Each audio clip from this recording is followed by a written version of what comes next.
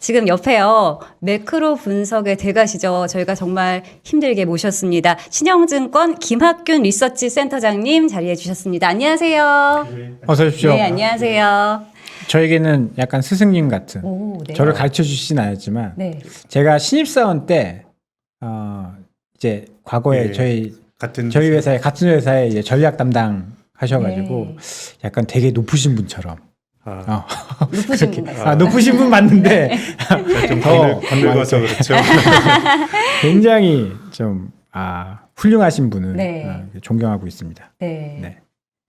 또 이렇게 반응하실 거예요? 저도 존경합니다. 네. 네. 오늘 아주 중요한 내용 가지고 오셨어요. 지금 다들 연준에서는 인플레이션 아니라고 하고 있고 시장에서는 인플레이션 맞는 것 같은데 하고 네. 있고 가장 맞습니다. 막 두려워하고 있는데 네. 요걸 오늘 좀 속 시원하게 센터장님이 예. 해결을 해주실 건가요? 아유, 뭐 답이 있겠습니까? 근데 참 아이러니한 게 네. 보통 인플레이션이 경기가 좋을 때 생깁니다. 네네. 근데 이제 글로벌 금융위기 이후로 저는 지금과 비슷한 경제 환경이 만들어졌다고 생각하거든요. 네. 중앙은행이 돈은 많이 풀고, 근데 실물 경제는 회복이 되지만 굉장히 회복이 더디고, 자산 가격은 막 올라가고, 뭐 이런 과정이 지난 십수년 동안에 나타났던 결과고, 코로나 팬데믹 이후로도 우리가 같은 현상을 보고 있다고 봅니다. 근데 이제 지난 10여 년 동안에 주식시장이 아주 어려웠던 전체적으로 보면 주식이 좋았죠. 미국 시장도 좋았고 좋았는데 2011년, 15년, 18년 이때가 다 미국 경기가 좋아질 때였습니다. 네. 네. 경기가 좋아진다라는 거는 주식시장에 좋은 일입니다. 근데 경기가 좋아지면 물가가 올라가고 또 금리로 따라 올라갈 수 있기 때문에 지난 10여 년을 회고해 보면은 뭔가 경기가 좋아질 때 시장이 흔들렸었는데 지금도 우리가 비슷한 모습을 좀 보는 것 같고요. 그래서 뭐 어쨌든 인플레이션과 금리에 대한 이해가 조금 재미있는 주제는 아닙니다만은 좀 어떤 자신의 관점이 좀 있어야 되는 거 아닌가 이런 말씀을 드리고 싶습니다. 네, 재밌는 주제는 아니지만 네. 꼭 알아야 돼요. 꼭 필요한 그런 지식이 아닐까 싶습니다. 네. 오늘 잘 부탁드리겠고요. 지금 뭐 쉽지 않은 길이고 했는데 오늘 사실 코스피가 반등에 성공을 했어요. 그래도 참 요즘 들어서 그렇게 시장이 좀 어려운 느낌도 듭니다. 어떠세요? 요즘 시장 어떻게 보고 계십니까? 저는요, 오히려 네. 작년 한 해를 생각해 보면은 뭐 굉장히 조정 없이 올라갔으니까 그렇게 보면 답답할 수도 있지만 이 종합주가 지수가 사상 최고치를 친 게 먼 과거가 아니고 지난주 그쵸. 월요일 날 사상 최고치를 아마 기록을 했죠. 맞습니다. 그러고 우르르 쏟아지니까 예. 다 죽겠다. 연간으로 한 네. 그래도 10% 올랐고 또 뭐 삼성전자야 좀 어려움을 겪고 있지만 전체적인 시장이 굉장히 좋고 저는 요즘 시장이 좀 강하다라고 생각하는 게 뭐 늘 그런 건 아닙니다만은 시장을 주도했던 주도주가 이렇게 좀 꺾이면은 뭐 다른 것도 같이 꺾이는 경우들이 자주 있는데 지금은 이제 뭐 글로벌 전체적으로 보면 테슬라나 구글이나 애플이나 이런 빅테크 기업들이 강세를 주도했는데 뭐 그런 기업들은 꽤 많이 조정을 받았습니다. 네, 근데 오히려. 미국에서도 그렇고 한국에서도 경기 민감주의 또 올라가고 이런 모습들을 보면은 참 저는 한편으로는 시장의 에너지가 꿈틀꿈틀 거리고 있는구나라는 느낌을 좀 받고요. 어쨌든 주도주가 상당히 깊은 조정을 받는데 다른 종목이 그 같이 조정받지 않고 올라가는 거는 조금 아무튼 제어는 좀 이례적이고 여전히 시장이 좀 굉장히 강하다 이런 느낌을 가지고 있습니다. 네. 그러면 준비하신 네. 내용을 한번 좀 들어볼까요? 일단 네, 예. 뭐 버핏 지수를 가져오셨어요. 예, 버핏 지수. 버핏 지수로 보면 지금 버블 아닌가요? 버블이죠. 네. 예. 이게 버핏 지수란 게 굉장히 직관적인 개념입니다. 이 버블이라고 하는 게 이 우리가 흔히 이제 실물 경제 펀드멘탈과 자산 가격을 비교해서 펀드멘탈보다 자산 가격이 많이 올랐다고 하면 이제 버블이라고 볼 수 있는데요. 네. 이 버핏 지수라고 하는 거는 그 나라 경제를 시장에서 평가하는 시장 가치가 GDP거든요. 네. GDP는 그 나라 경제의 전반적인 규모입니다. 근데 주식시장의 시가총액은 또 금융시장에서 평가받는 그 나라의 어떤 가치거든요. 그럼 이 두 개를 비교해서 이 비율이 높다 그러면 실물 경제보다 주가가 과속을 했구나 이렇게 이제 볼 수가 있는 겁니다. 미국의 경우는 닷컴 버블이 있을 때 또 2007년 그 주택 버블이 있을 때 한 뭐 190% 내외까지 갔었는데 지금 이제 234%입니다. 실물이 100인데 주식은 234까지 간 거고요. 우리나라는 이제 지금 2007년도에 99.6 반올림에서 100이었는데 지금은 GDP보다 주식의 시가총액이 한 20% 정도 더 높아졌으니까 실물 경제 관점에서 보면 저는 주식이 뭐 버블인지 아닌지는 모르겠지만 싸다라고 말하기는 어려울 것 같습니다. 근데 이제 조금 다른 각도로 보면요. 이거는 주식시장의 시가총액을 뭘로 본 거냐 하면 금융시장에 풀린 돈의 가치인 M2로 본 겁니다. 네. M2, 그러니까 풀린 돈의 가치 대비 주식시장의 시가총액이 얼마냐 이렇게 보면 뭐 이렇게 보면 버블이 아닌 것 같아요. 미국의 경우는 풀린 돈의 가치 대비 392, 393은 4배 가까이 시가총액이 평가를 받았는데 지금 277%고요. 우리나라도 풀린 총통화 대비 시가총액이 2007년도에 91%인데 지금은 73%예요. 네. 그러니까 이건 근데 사실 이거 네. 이해하기 힘든 게 지금 돈을 엄청 많이 풀었다고 하는데 네. 그러면 저 당시엔 돈을 도대체 얼마나 푼 겁니까? 지금은 네네네. 뭐 역사적으로 연준의 대차절표가 가장 막 이렇게 막 불어나 있고 막 그런 이야기들 많이 하는데 네네네. 어디서 그렇게 차이가 있는 거죠? 이때 이렇게 됐던 건 그러니까 이게 어떻게 보면 분자가 시가총액이고요. 네, 분모가 돈입니다. 네, 네. 그러니까 지금은 돈이 너무 많이 풀리니까 네. 이 비율이 낮은 거고요. 아, 그 돈이 당시에는 많이 풀려서? 상대적으로 돈이 좀 덜 풀려서 굳이 비교해 보면 이 비율이 높아진 겁니다. 그래서 이게 이 소위 펀더멘탈로 보면은 조금 비싼데. 네. 풀린 돈의 규모로 보면 싼데 저는 사실은 그 투자하는 데 있어서는 두 가지가 다 중요하다고 봅니다. 우리가 그 유현진 선수가 한화에서 던질 때는 4억 6천만 원 받았거든요. 네, 근데 토론토에서 2천만 불 받잖아요. 네. 그러면 유현진 선수의 펀더멘탈이란 관점에서 보면 뭐 유현진 선수가 던지는 공의 스피드나 뭐 체인지업 떨어지는 각도가 미국의 연봉이 40배가 됐는데 뭐 스피드가 40배가 높아진 건 아니잖아요. 그렇죠. 그렇죠. 오히려 뭐 본인이 더 젊었을 때 대전에서 더 싱싱하게 던졌을 수 있는데 네.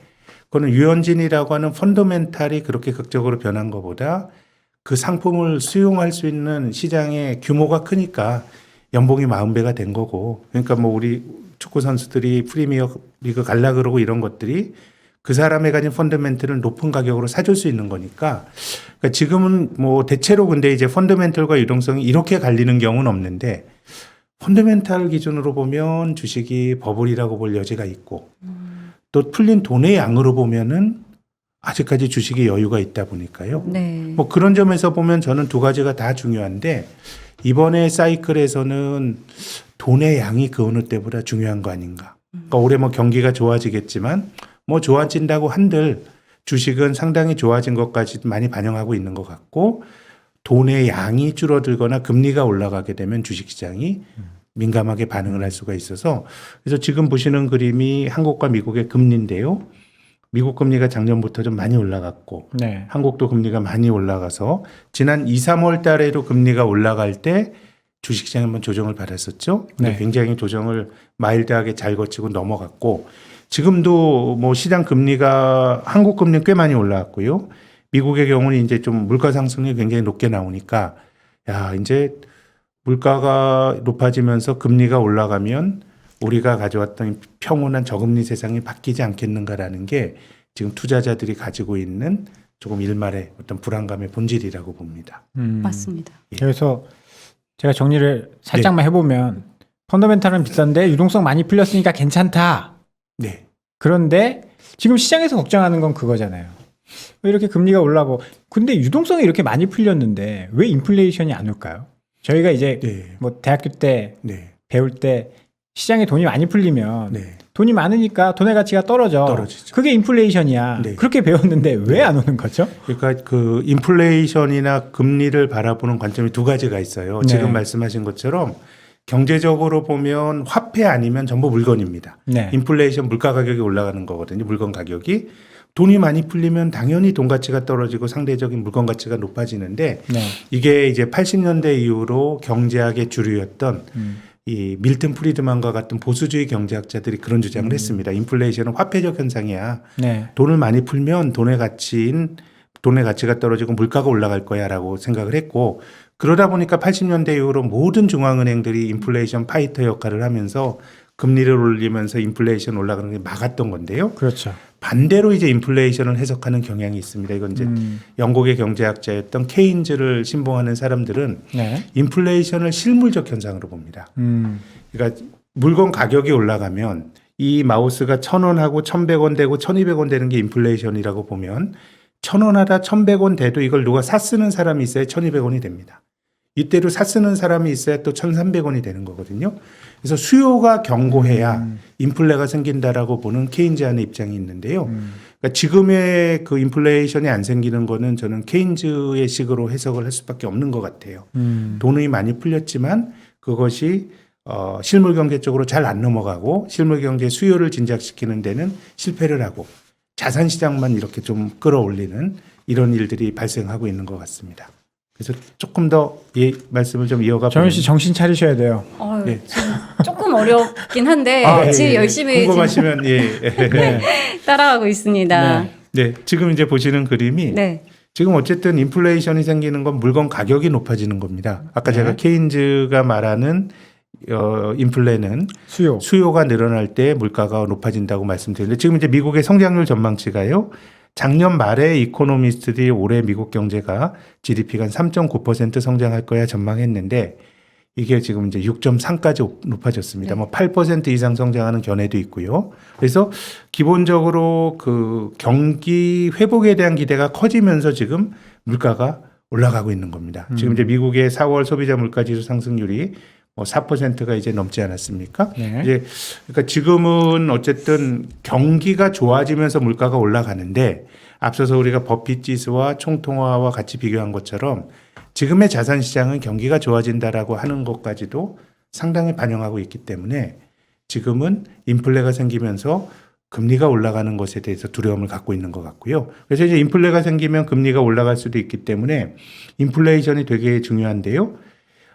제가 앞서서 미국 경기가 좋아질 때가 아주 역설적으로 주식의 성과가 부진했다고 말씀을 드렸는데요. 지금 보시는 그림이 2008년 이후로 파랗게 칠해진 게 미국의 GDP 성장률이고요. 그리고 붉은 계열로 칠해진 게 미국의 S&P 500의 연간 등락률입니다. 뭐 전체적으로 보면 굉장히 장기 강세장이 이어지고 있는데 2011년, 15년, 18년을 보시면요. 일단 2015년에 S&P 500 지수가 소폭이지만 조정을 받았습니다. 이때 미국의 GDP 성장률이 3.1이거든요. 2008년 이후로 가장 높은 성장을 했던 게 2015년입니다. 2018년에 3% 성장할 때 꽤 깊게 조정을 받았죠. 4분기엔 20% 넘게 조정을 받기도 했는데요. 연간으로는 6%고 성장률이 높을 때입니다. 2011년은 성장률이 낮아 보이지만 이때는 상반기까지 글로벌 경제가 되게 좋았어요. 우리나라에서도 차, 화정 이런 경기 민감주들이 막 올라가다가 하반기에 경기가 꺾이면서 성장률이 낮았지만 이때도 상반기까지는 경기가 화랑이었거든요. 근데 올해 6.3% 성장이 나오니까 그러니까 우리가 펀드멘탈의 관점에서 보면 올해 주식은 되게 좋게 볼 수 있는데 경기가 좋아서 물가가 따라 올라갈 수 있다는 관점에서 보면 시장을 조심해야 되는 겁니다. 근데 지금까지 경험칙으로 보면 경기가 좋을 때 인플레가 생기고 주식시장이 조정을 받았기 때문에 저는 올해 사람들이 걱정을 하고 또 이렇게 하는 게 새로운 현상이라기보다 과거에 미국 경기가 회복이 됐을 때 나타났던 현상과 본질적으로는 같다고 생각을 합니다. 그러면 지금 센터장님이 보시는 거는 경기가 좋을 때 인플레이션이 발생해서 유동성이 축소될 수 있다. 그런 우려를 하는 거고. 네. 그래서 예. 시장이 조금 조정받을 수 있다. 결론은 제 생각에는 어쨌든 몇 달 동안은 인플레이션이 굉장히 높게 나올 수가 있어가지고 뭐 울퉁불퉁하게 시장이 움직이겠지만 사실 이때 나타났던 조정들도 2011년, 15년, 18년 조정이 다시 올라갔는데 저는 구조적으로 인플레나 금리가 올라가기 힘들다는 생각을 갖고 있습니다. 그러니까 지금 많은 걱정을 하지만 우리가 2021년을 지나고 놓고 보면 그 인플레이션에 대한 걱정도 그냥 과한 걱정이었어. 뭐 그런 식으로 결국은 귀결되지 않을까라는 게 제 생각이고 다만 몇 달 동안은 어쨌든 뭐 인플레이션에 대한 우려, 진짜 인플레가 생기는 거 아니야? 뭐 이런 걱정들이 주식시장에 간혹 작용을 하면서 시장의 변동성이 되게 이제 커질 것 같은데요. 뭐 요거는 건너뛰고요. 이것도 뭐 건너뛰겠습니다. 자, 이제는 저는 당장에 어떤 큰 변화가 있진 않을 거다라고 생각하는 것이 이제 이번 주에도 FOMC 회의록이라는 게 발표가 됩니다. 네. 미국의 금리를 결정하는 그 연방준비제도 공개시장위원회라고 하는 데서 논의한 얘기를 하는데, 작년까지로 보면 FOMC 위원들이 뭐 그냥 경기가 안 좋으니까 우리가 저금리 계속 유지해야 돼 이런 얘기가 나오다가 올해 초부터 테이퍼링이란 얘기가 나왔고요. 테이퍼링은 지금 미국의 중앙은행이 돈을 많이 풀고 있거든요. 테이퍼링은 돈을 계속 푸는데 돈 푸는 규모를 줄이는 게 이제 테이퍼링이죠. 그러니까 어쨌든 굉장히 완화적인 정책인데 그 풀려 나가는 돈의 규모를 줄이겠다는 건데 올해 초부터 FOMC에서 경기에 상방 리스크가 있다. 경기가 생각보다 좋아서 인플레가 세게 올 수도 있고 테이퍼링에 대한 것들이 거론이 되는데 저는 이게 이제 중앙은행가들이 시장과 밀당을 하는 거라고 생각합니다. 중앙은행가들의 입장에서는 전통적인 중앙은행가들은 경기가 좋을 때 조금 금리를 올리고 싶어 합니다. 그냥 금리를 올려놓으면 나중에 나쁜 상황이 오면 또 정책을 쓸 수 있는 운신의 폭이 마련이 되는 거고 또 경기가 너무 좋아서 인플레이션이 생겨서 경제에 과열이 생기면 그때도 금리를 올려서 어느 정도 과열을 진정시켜야 되는데 근데 지금 우리가 생각을 해보더라도 많은 사람들이 지금 저금리에 어떻게 보면 중독증에 빠져 있는 거거든요. 또 금리가 올라갈 때 부작용도 있기 때문에 뭔가 핸들을 갑자기 꺾을 수는 없을 거예요. 그렇기 때문에 2013년도가 이제 2008년 금융위기 이후로 미국의 중앙은행이 이제 어떤 통화 정책을 바꾸려고 했던 시기인데요. 2013년 6월 달에 당시에 연방준비제도 의장이었던 버냉키가 우리가 테이퍼링 한번 해볼까라고 운을 띄니까 글로벌 증시가 난리가 났었습니다. 테이퍼 텐트럼이라고 예, 했죠. 테이퍼 텐트럼이라 그랬죠. 네. 뭐 브라질이나 이런 데는 거의 외환위기까지 몰리고 이러다 보니까 버냉키가 말을 주워 삼켰죠. 사실은 내 생각은 그거 아니야라 그랬는데 이 비슷한 화법이 2주 전에 제니 옐런 재무장관이 네. 네. 금리와 관련된 얘기를 했는데 사실 뭐 재무장관이 금리를 말하는 게 월권이지만 네. 뭐 이분이 뭐 전임 굉장히 성공적으로 투자자들 입장에서 굉장히 좋은 연방준비제도 의장이었고 했기 때문에 무게감을 갖고 있는 건데 그래서 뭔가 저는 시장에 좀 어떤 운을 띄고 시장의 반응을 보는 일종의 이제 밀고 당기기가 시작이 된 것 같고요. 근데 이때 사례를 보면 테이퍼링 처음 시사하고 테이퍼링을 발표한 게 6개월의 시차가 있었습니다. 근데 지금은 명시적으로 금리 올리기 전에는 양적완화 축소하는 테이퍼링을 먼저 해야 되는데 아직도 중앙은행가들은 테이퍼링은 명시적으로 말하진 않았습니다. 네. 그래서 구체적으로 이런 얘기가 시행이 되더라도 뭔가 금융시장의 반응을 보면서 약간의 시차가 있을 것 같고요. 그리고 테이퍼링을 2014년부터 진행을 했다가 유동성을 줄이는 금리 인상까지 간 거는 뭔가 통화정책 변화를 시사하고 2년 6개월이 지나고서야 뭔가 움직였던 거거든요.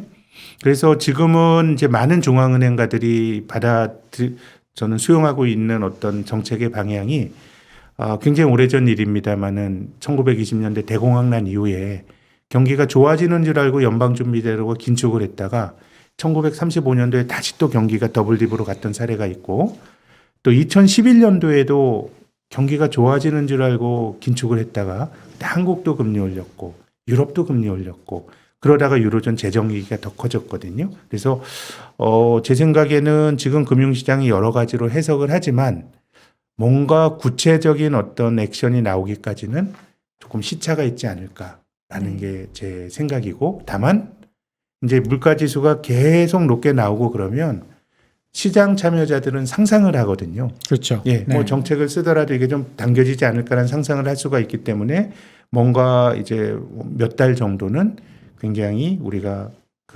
2월 말에 봤고 또 지난주에 봤던 것과 비슷한 모습이 나올 것 같은데 근데 전 장기적으로 금리가 올라가기가 어렵다라고 보는 쪽입니다. 또 왜 그러냐 하면 지금 저금리가 지속이 되면서 나라마다 부채가 너무 많이 늘어났어요.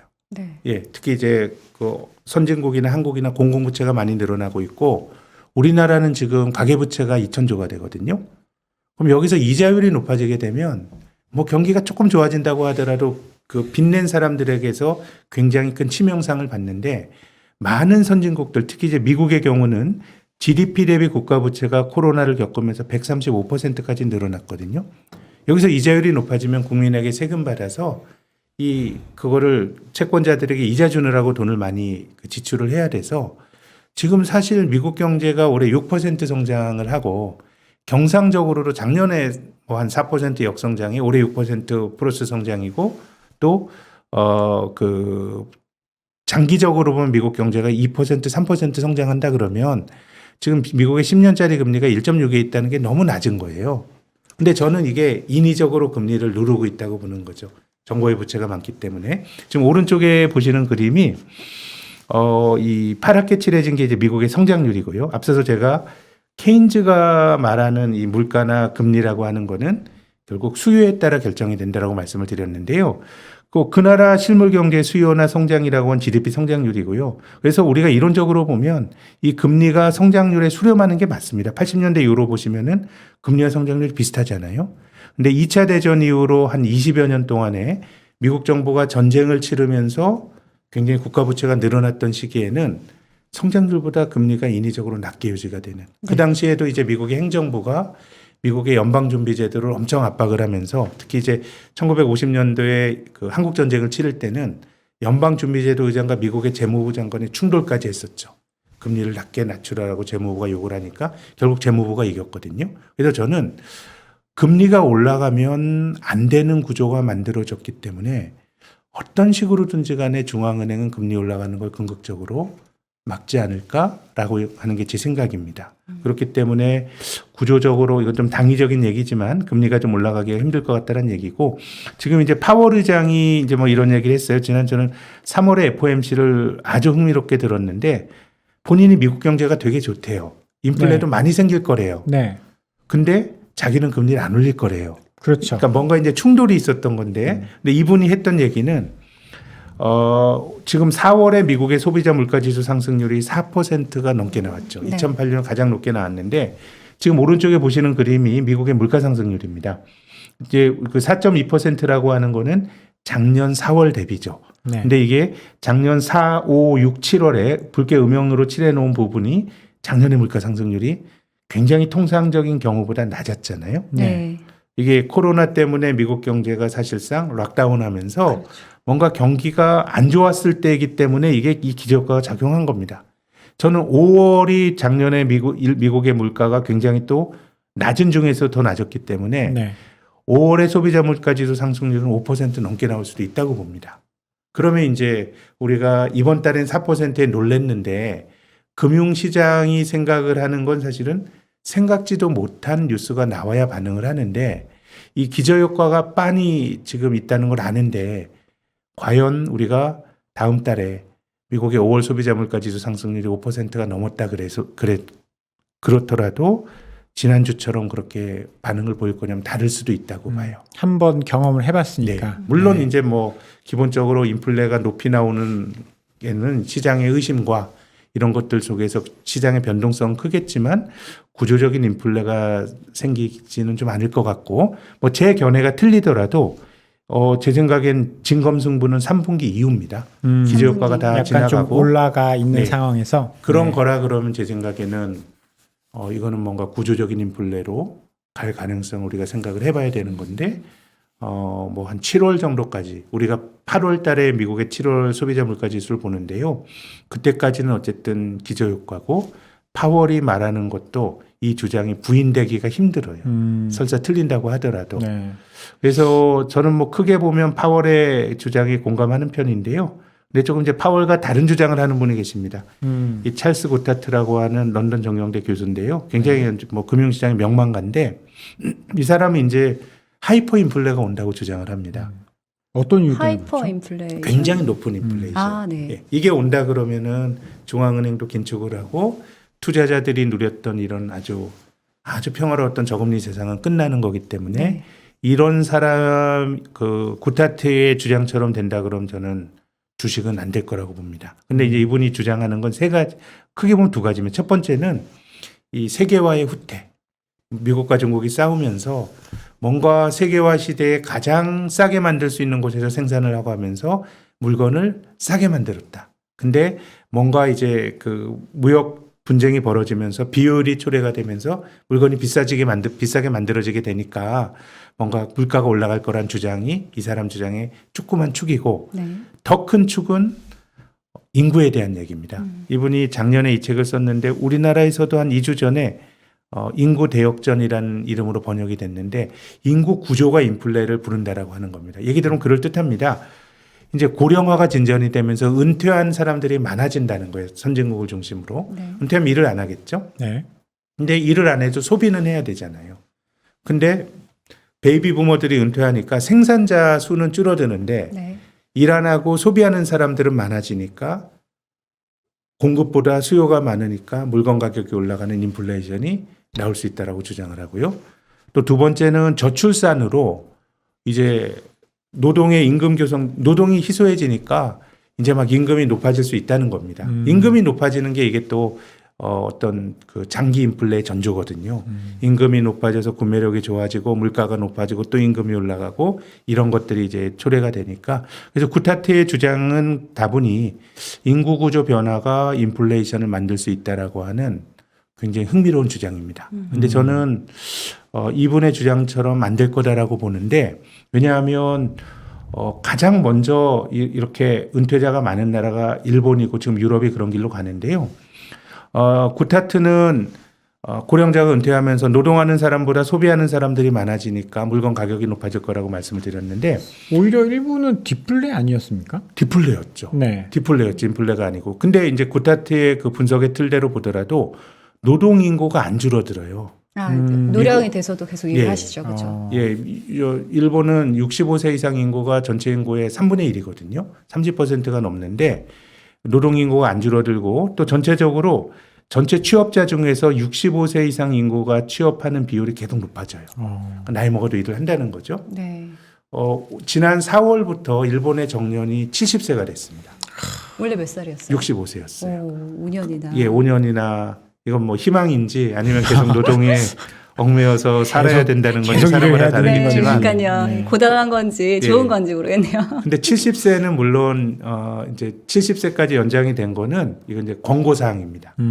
그 기업이 그걸 안 지키더라도 벌 주는 건 아니고, 근데 저는 그렇게 될 거라고 봐요. 네. 왜냐하면 노동하는 입장에서는 뭐 직업 없이 70세 은퇴해도 한 20년 노동소득 없이 살아야 되니까 뭔가 그 일해야 될 욕구는 물론 사람마다 다르겠지만 뭐 저 같은 경우는 오래 일해야 되는 아이들이 어려가지고요.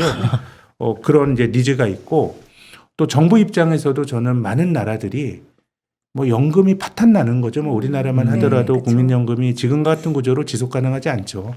더 내게 하든가 아니면은 덜 줘야 되는 거니까 노동을 길게 하면 연금 지급 시기가 늦춰지고 연금 내는 기간이 높아지니까 뭔가 이게 이제 그 정부와 일하고자 하는 어떤 그런 그 고령층의 이해관계가 맞아떨어져서 일본의 사례를 보면은 이게 좀 구타트와는 좀 다른 결의 주제 그 모습이 만들어질 수 있다는 거고 네. 또 일본의 이 검은색만 보시면 되는데요. 일본의 임금 상승률이 지금 뭐 계속 마이너스입니다. 지금 박 차장님 말씀해 주셨던 것처럼 일본이 이제는 뭐 디플레에서는 어느 정도 벗어났지만 네. 뭐 그 우리가 인플레 얘기를 하고 있지만 참 인플레도 너무 물가가 많이 올라가는 것도 문제고 또 디플레도 또 문제입니다. 사람들이 물건 가격이 계속 떨어지는 게 디플레인데 사람들이 이제 디플레이션이 생길 거에란 기대 심리를 갖게 되면 어떤 일이 벌어지냐면 경제가 무기력해집니다. 네. 투자도 안 하고. 예, 그쵸. 디플레 안 경제 사니까. 미덕은 안 하는 게 버는 길이다거든요. 네. 이게 1,000원 하다가 900원 되고 800원 되고 700원 되는 게 디플레거든요. 그럼 이걸 누가 1,000원에 사겠어요? 가장 필요한 사람만 사고 900원, 800원, 700원 될 때까지 기다리는 거니까 디플레가 되게 되면 이제 경제가 활력을 잃고 일본이 장기적으로 이제 디플레 허덕이다 보니까 아베가 이제 물러났지만 아베가 2012년에 2차 집권을 하면서 인플레를 만드는 게 이제 일본 경제의 그 미션이었고 인플레를 만들려면 임금이 높아져야 되거든요. 그래서 아베 자민당이 굉장히 보수적인 정당이지만 굉장히 보수 정당에 맞지 않는 주장들을 하고 다녔어요. 한국의 정경련과 비슷한 일본의 게이랄렌 같은 데 가서 노동자들 임금 좀 올려줘라 이런 얘기를 하고 일본의 노동조합을 찾아가서는 야, 니네 바보같이 있지 말고 임금 올려달라고 투쟁해. 이렇게 선동을 했거든요.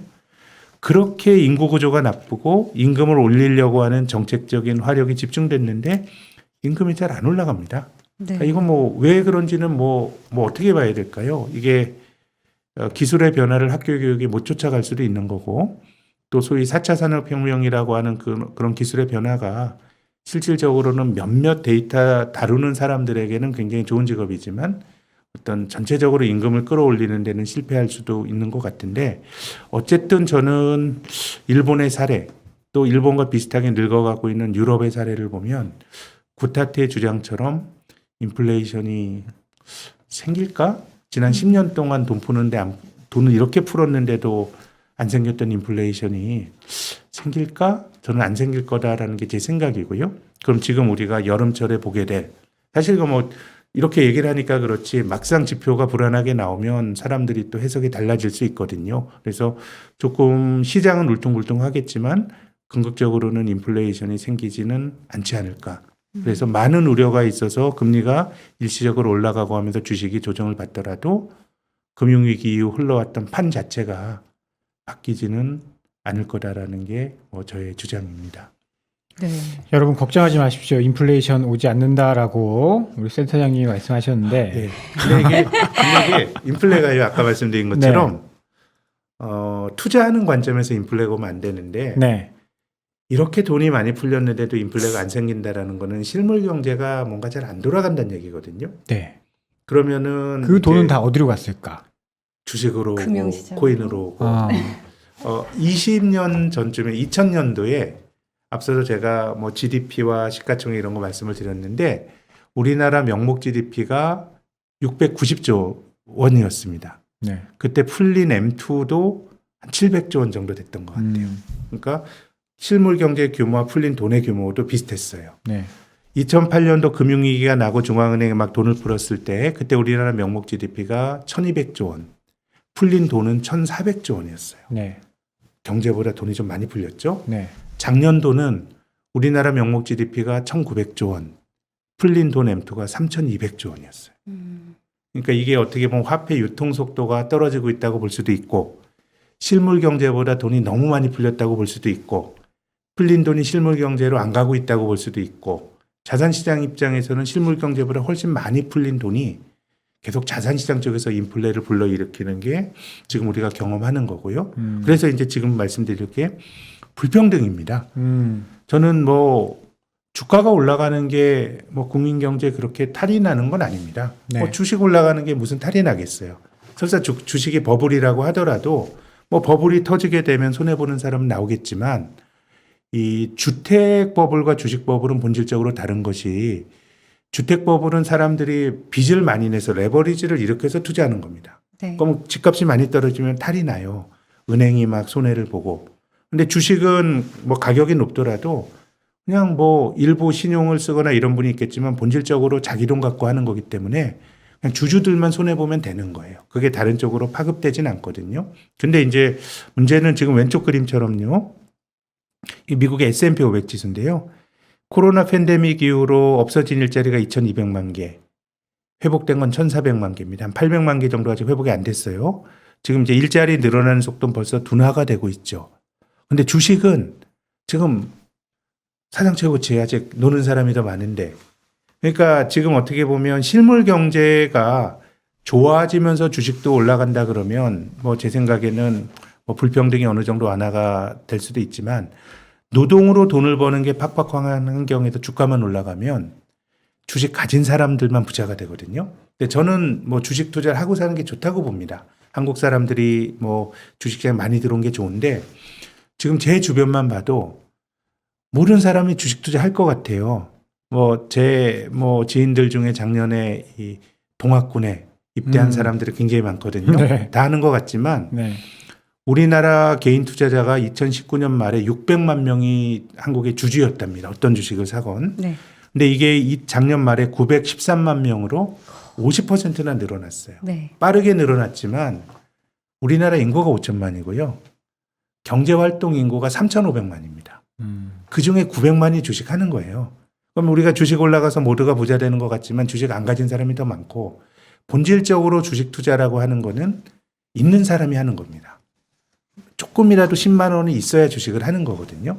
그래서 실물 경제가 어느 정도 좋아지면서 자산 가격이 같이 올라간다 그러면 뭐 자산이 조금 더 오르더라도 제 생각에는 큰 문제는 없는데 지금 벌어지고 있는 일은 확실히 불평등을 강화시키는 건 맞는 것 같아요. 지금 오른쪽 보시는 그림이 미국 전체 고용 시장에서 대학 학위가 없는 사람들의 취업자에서 대학 학위가 없는 사람들의 점유율인데 코로나 팬데믹에서 미국 노동자의 56%는 대학 학위가 없는 사람이었는데 지금 조금 올라왔지만 51%. 그러니까 1,000만 개 없어진 게 다 조금 안 좋은 일자리고 조금 저임금 어려운 사람들의 일자리가 없어진 거예요. 네. 그러면 이제 주가가 올라가고 이런 것들은 이제 어떻게 보면 별세계인 사람들이 이게 뭐 우리가 주식 얘기를 합니다마는 이게 남의 일인 사람들이 많은 거예요. 그래서 일각에서는 중앙은행이 선제적으로 긴축을 해야 된다라고 하는 주장을 하는 분도 계세요. 일단은 너무 불평등이 너무 커지는 거고 또 아까 법빛 지수 같은 걸로 보면 이게 어떻게 보면 버블로 볼 소지도 있기 때문에 금리를 올려서 이거를 진화를 시켜야 된다라고 주장하시는 분들도 계신데 근데 앞서 말씀드린 것처럼 지금은 금리를 올리면 저는 부작용이 너무 클 것 같아요. 한국만 해도 금리가 미세하게 오르는 게 아니고 뭐 금리가 그 대출 금리가 한 100bp 정도 높아진다 그러면 저는 소비나 이런 거 가계부채가 부채에 눌려서 잘 안 될 것 같거든요. 그래서 저는 투자하는 사람들에서 장기적 리스크는 저는 증세 같아요.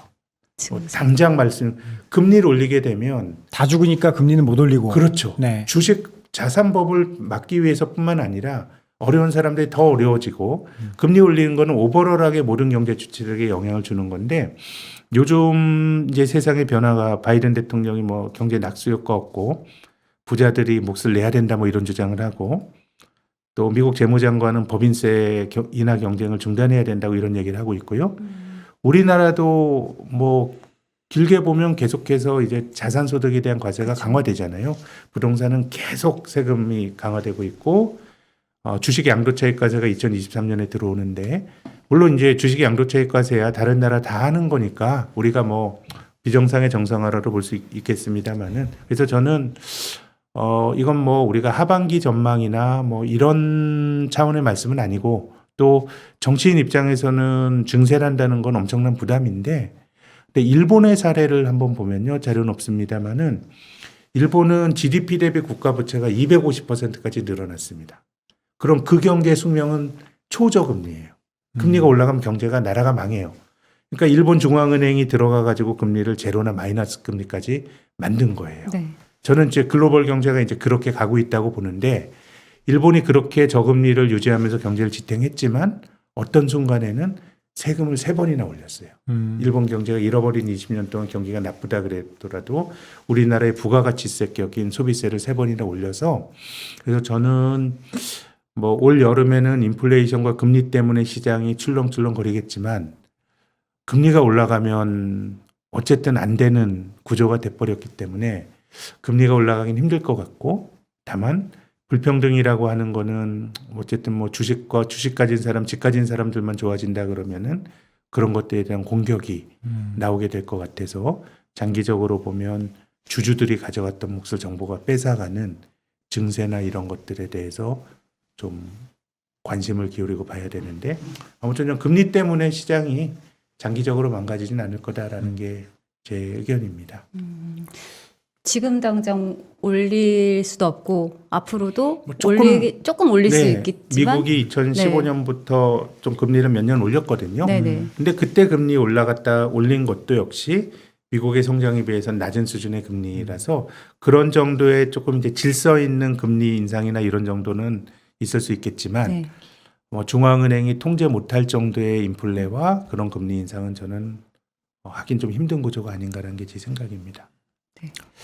네, 오늘 굉장히 잘 들었습니다. 제가 그러면 마지막으로 하나만 좀 네. 질문을 드릴게요. 지금 걱정하고 있는 게 원자재 가격이 엄청 올라가는 거거든요. 병목 현상 네. 뭐 그런 것도 이야기하는데 이게 또 인플레이션에 영향을 미치는 요인이 되진 않을까요? 근데 그런 인플레는 중앙은행이 긴축을 하면 안 됩니다. 그러니까 그러니까 긴축이라고 하는 거는 수요가 너무 세서 경제에 과열이 생길 때 그걸 막기 위해서 긴축을 하는 거거든요. 네네. 근데 원자재 가격이 올라가는 건 수요 좋은 것과 사실 상관이 없는 일입니다. 그건 오히려 이제 우리나라를 예로 들면 우리나라처럼 원자재를 수입하는 나라는 원자재 가격이 올라가면 국민들 사는 게 팍팍해지는 거거든요. 네. 근데 거기서 또 금리를 올리는 거는 국민들 삶을 더 어려워지게 하는 거기 때문에 제 생각에는 그 단일 요인만으로 중앙은행이 긴축을 하기는 좀 힘들 것 같습니다. 근데 미국의 경우는 지금 뭐 수요가 너무너무 좋으니까 네네. 뭐 경제 논리로도 긴축을 하더라도 뭐 선택할 수 있는데 지금은 이제 그런 경기 사이클을 볼 게 아니라 부채를 같이 봐야 되는 거 아닌가라는 게 제 생각입니다. 네. 네. 정리가 잘 되셨죠? 네, 네. 알겠습니다. 아니, 너무, 아니 근데 네, 금리 늦은 감에. 걱정 저도 많거든요. 예. 그래서 결국은 레버리지 좀 오르지 쓰셨어요? 않을까. 제 아니, 근데 네, 뭐 아. 금리 오르면 네네. 네, 힘들잖아요. 빌린 것도 있고. 그렇죠. 그러니까 네. 네. 참 걱정이 됐는데 오늘 센터장님 말씀 들어보니까 당장 걱정은 안 해도 되겠다 앞으로도 그런 생각이 드네요. 네. 네. 그래서 어쨌든 뭐 경기가 이만큼 좋아지면 금리가 올라갈 수는 있어요. 네네네. 그렇지만 금리 올라가는 거는 보다 훨씬 적은 네, 그런 금리 상승일 거기 때문에 네, 구조적인 저금리는 저는 뭐 아주 장기화될 거라고 봅니다. 네. 2차 대전 이후로는 한 20여 년 정도가 음. 그런 인위적 저금리 시기가 있었습니다. 네. 알겠습니다. 네. 일단은 시장에서 가장 걱정하고 있는 게 인플레이션 때문에 금리 올리면 어떻게 하냐 이거였는데 네, 그렇죠.